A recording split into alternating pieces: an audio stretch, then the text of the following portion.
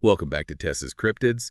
This time we're headed to the Pine Barrens of New Jersey, to try and figure out the truth about the Jersey Devil. But before we get started, I was wondering, when you think of cryptids, do you think of them as, like, good or harmful or a little of both? Yeah. Keep that in mind as we learn about this legendary creature. Yeah, it's really interesting how the Jersey Devil kind of embodies that ambiguity. Right. Some stories paint it as just like a totally terrifying monster, but then others make it seem more almost tragic even. Yeah. And those different takes, they even show up in how people describe what it looks like too. Oh, interesting. So what are we picturing here? What does this creature look like? Okay, so imagine this. It's got the body of a kangaroo, Yeah. or maybe like a wyvern, like one of those dragon beasts from mythology. And it's got these leathery bat wings, sharp hooves, and then menacing horns. Oh, and don't forget the forked tail and a scream that would just curdle your blood. Oh, okay. That's pretty terrifying. But, I've also heard that there's a lot of different descriptions of the Jersey Devil. Like, people don't always agree. Yeah, that's one of the things that makes this cryptid so interesting. There's no single definitive picture of it. It's almost like every time someone sees it, they add a new detail, like a constantly evolving portrait, which really just adds to the mystery. Yeah, it's like a cryptid game of telephone. Each retelling adds a new twist. So where does this legendary creature come from? I've heard these tales about a Mother Leeds. Ah, yeah, the infamous Mother Leeds. That story is probably the most well-known origin of the Jersey Devil. Takes us way back to 1735. Imagine being pregnant with your 13th child. Already, 13 is considered an unlucky number. So she's overwhelmed and distressed during the birth, and Mother Leeds supposedly just cries out, "Let this child be the devil." Wow, talk about a bad day. And so the story goes that the child, while appearing normal at birth, quickly transforms into this monstrous creature with wings, hooves, and that blood-curdling scream. And then get this. It flies up the chimney and vanishes into the Pine Barrens, never to be seen by the family again. That's quite a dramatic exit. But wait, wasn't there another version of the origin story too? Something about a stork delivering something more than just a bundle of joy. Right, there's this slightly different version, more localized around Mays Landing, New Jersey. In this one, there's a Mrs. Leeds. She's pregnant around 1855, and she basically rejects her unborn child, wishing instead for a stork to bring her a devil. And bam. A winged devil is born, flies away. This version even suggests it returned occasionally, only to be chased off by its own mother. Some complicated family dynamics there. Both versions definitely present a pretty grim view of motherhood. They tap into those age-old fears of the unknown, especially around childbirth and what was considered the otherness of large families back then. Absolutely. The Jersey Devil could be seen as a reflection of those societal anxieties, like projected onto this monstrous form. But what's really interesting is that there might actually be a real-life connection to this Mother Leeds character. It really blurs the line between myth and reality. Wait, are you saying Mother Leeds might have actually existed? Like, we could be talking about real history mixed with folklore. Exactly. Records indicate a woman named Deborah Leeds, wife of Japhet Leeds, had 12 children. 12, not 13, but close enough to make you wonder. And they lived in Leeds Point, right in the heart of Jersey Devil territory. It makes you question what's true and what's been embellished over time. Okay, now I'm really intrigued. So if this Mother Leeds figure could be real, is there more to the Leeds family than just this possible devil-baby connection? Did their reputation somehow contribute to the legend? What if the Jersey Devil isn't actually about a literal monster, but more about the reputation of the Leeds family itself? Now that's a twist. I'm all ears. Okay, let's take a look at Daniel Leeds, Deborah's father-in-law. He was a pretty prominent figure, but also quite controversial. He published these almanacs that incorporated astrology, which really upset the Quakers. They saw it as blasphemous. They even accused him of witchcraft and working with the devil. So even before the Jersey Devil legend took flight, Daniel Leeds was already being labeled as, like, a devil in his community. It certainly seems that way. And the story gets even more interesting. His son, Titan Leeds, also published almanacs. And he found himself in this public feud with, get this, Benjamin Franklin. Franklin, in his own almanac, jokingly predicted Titan's death. Oh, right. And then Franklin kept referring to Titan as a ghost, even after he actually did die, didn't he? Talk about holding a grudge. Exactly. And here's another curious detail. The Leeds family crest actually features a wyvern, which is a creature very similar to descriptions of the Jersey Devil. It makes you wonder if the whole legend is a distorted echo of this family drama, warped through generations of rumors and fear. Wow. So we're talking about a possible monster born from personal conflicts, religious tensions, and maybe even a bit of revenge. It's amazing how rumors can just morph into something so much bigger. It makes you think about the power of storytelling and how a family's reputation could get twisted into something so monstrous. And those rumors didn't stop with the Leeds family. Throughout history, there have been countless reported sightings of the Jersey Devil, each adding another layer to the legend. Okay, now this is where it gets really exciting. Tell me about these sightings. Who claims to have seen this creature?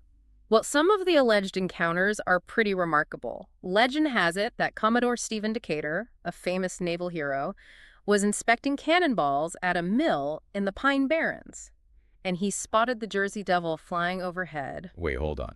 Commodore Decatur. Like the war hero. What did he do? So the story goes that Decatur, totally unfazed by this cryptid, aimed a cannon directly at the creature and fired. He fired a cannonball at the Jersey Devil. That's pretty bold. Did it work? Well, according to the legend, the cannonball passed right through the creature, had no effect whatsoever. So the Jersey Devil is like impervious to cannon fire. This is getting more and more incredible. But Decatur wasn't the only famous person who supposedly saw this creature. Wasn't there something about Joseph Bonaparte, Napoleon's brother, encountering it too? Right. Joseph Bonaparte claimed he saw the Jersey Devil while hunting on his estate. This was around 1820.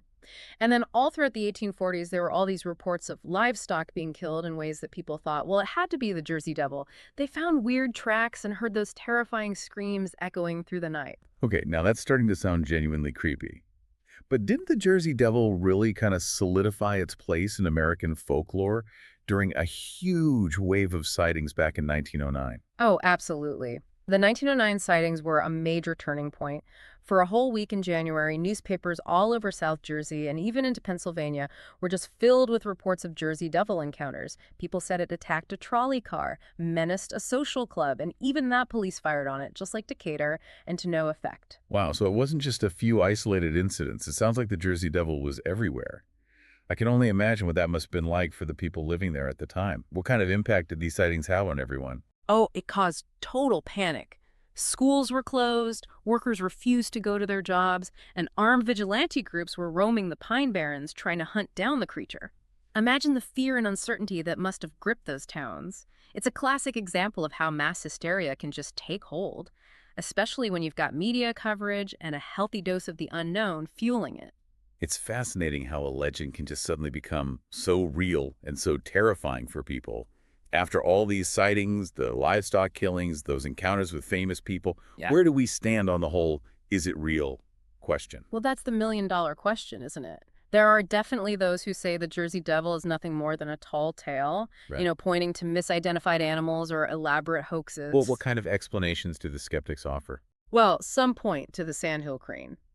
It's this large bird that's not actually native to South Jersey, but it's been known to wander into the area sometimes. It's roughly the same size as the Jersey Devil and has a very distinctive, loud call that some people might mistake for that, blood-curdling scream, especially if they're hearing it in the dark. So could a bird really account for all those sightings, especially the ones describing attacks or aggressive behavior? That's a good point. It's definitely possible that some sightings could be explained by misidentification, especially given the environment and how scared everyone was at the time. The skeptics also suggest that some of the stories might have been exaggerated or even totally made up by bored Pine Barren residents. Maybe they wanted to keep outsiders away, or maybe they just liked telling a good story. And then there's that infamous kangaroo with fake wings incident. It was a total hoax meant to drum up publicity for a museum. Okay, so a hoax definitely throws a wrench into things. But then what about the people who genuinely believe? They can't all be fooled by a costume kangaroo, right? That's where groups like the Devil Hunters come in. They're completely dedicated to proving the Jersey Devil exists. They collect reports, visit historical sites, and even go on night hunts in the Pine Barrens, searching for real evidence. So the debate continues. I have to admit, part of me wants to believe, but then the skeptic in me kind of leans toward misidentification or, a really good hoax.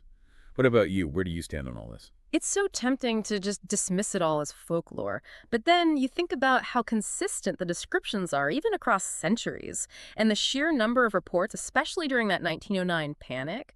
It really makes you wonder. It seems like the Jersey Devil taps into something deeper within us. That mix of fear and fascination just keeps the legend alive. You're right. Cryptids really do have a way of captivating us, don't they? It's that element of the unknown, that possibility that something extraordinary might actually be out there. That's what draws us in. Exactly. And when you think about the Jersey Devil's connection to American history, specifically the history of New Jersey and the Pine Barrens, it just adds another layer of intrigue to the whole story. Oh, now that you mention it, we haven't really talked about the significance of the setting itself. Yeah. What can you tell us about the Pine Barrens and how they might have, contributed to this whole legend? No, the Pine Barrens have always had this reputation, of being wild and untamed, almost like a world unto themselves, Right. with the dense forests, sprawling swamps, and that history of being a safe place for people on the fringes of society. It's easy to see how stories and legends would just flourish there. Yeah, it's true. They were seen as so inhospitable and mysterious by outsiders, a place where, like, anything could be hiding. You got it. And the people who lived there, the Pineys, often felt isolated and misunderstood, even demonized by those who didn't get their way of life. It almost sounds like they were labeled as other, in the same way as the Jersey Devil itself. That's a great point. Their isolation and their unique way of life were actually made worse by some pretty bad research done in the early 1900s. There were these studies that we now know were totally flawed and biased that portrayed Pineys as intellectually inferior and likely to commit crimes. It was a really dark chapter that unfortunately reinforced a lot of negative stereotypes. So in a way, the Jersey Devil could be seen as like embodying those fears and prejudices that people had toward the Pineys, giving their otherness this monstrous form. Yeah, that's definitely a valid interpretation. And if we think back to the Leeds family, they were outsiders in their own way, too. Their religious and political beliefs put them at odds with their community, and that devilish reputation might have been, a way for people to push them away even further. It's so interesting how a legend can reflect those complex social dynamics, like the power struggles and prejudices within a community. But I've also noticed that the Jersey Devil isn't always portrayed as a purely bad guy. There are stories where it's more mischievous or even protective. Oh, you're totally right. Some stories describe it as a trickster, playing pranks on people, but not really causing harm.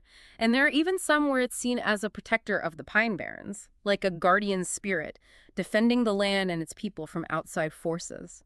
It seems like there are these two sides to the creature, like a dark side and a lighter side.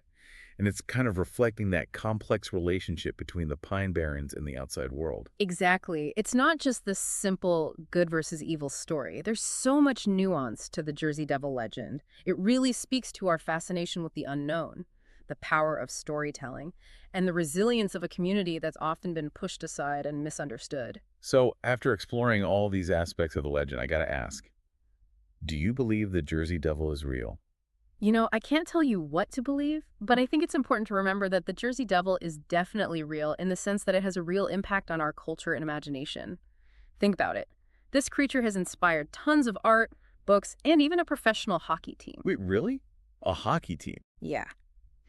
The New Jersey Devils, a team in the NHL, got their name and logo from our cryptid friend here, and their mascot. Well, it's a furry, mischievous Jersey Devil that skates around the rink. It's proof that even if the Jersey Devil isn't a real creature, in, the biological sense, it definitely holds a powerful place in our collective imagination. So they've managed to take something that was once feared and turn it into something fun, even beloved. I love that. Are there other examples of the Jersey Devil popping up in, movies and stuff? Oh, tons. It's been featured in movies, TV shows, video games, you name it, even amusement park rides. You can find Jersey Devil t-shirts, coffee mugs, even cocktails. The legend lives on in all these different ways. So even if people don't believe in a literal monster, they're still drawn to the story, that mystery and intrigue. Exactly. It shows the power of folklore and how these legends, even if they can't be scientifically proven, can still capture our imaginations. And they can even give us some insights into our relationship with the world around us. I totally agree. There's just something about the Jersey Devil, that mix of fear and mystery and even a bit of humor that keeps people interested. It's a legend that seems like it's going to be around for a long time, whether you believe in it or not. And as we wrap up our deep dive into the Jersey Devil, I want to leave you with a question. What other cryptids or legends have captured your imagination? What stories from your own region or culture blur those lines between fact and fiction? The ones that make you wonder, what might be out there, just beyond our understanding. That's a great question. Yeah. Keep exploring, keep asking questions, and keep an ear out for those whispers of the unknown. And maybe most importantly, think about what these stories tell us about ourselves, our fears, our hopes, and our search for meaning in a world that's full of mysteries. We'll be back soon with another cryptid to uncover, another legend to explore. Until then, happy hunting.